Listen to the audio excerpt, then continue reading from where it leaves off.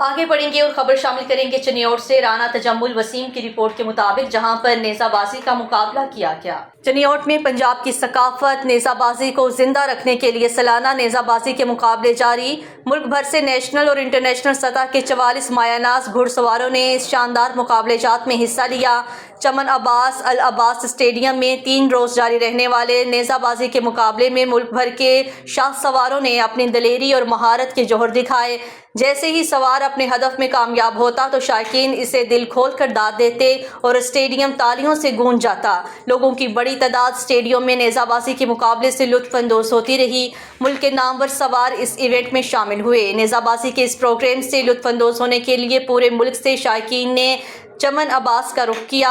नेज़ाबाजी के ऑर्गेनाइज़र सैयद हुसैन अब्बास शाह ने कहा है कि हम हर साल नेज़ाबाजी के मुकाबलेजात मुनक्किद करवाते हैं, जिसमें अंदरूनी और बैरूनी ममालिक से घुड़सवार शिरकत करते हैं और 3 दिन तक नेज़ाबाजी के मुकाबलेजात का सिलसिला जारी रहता है।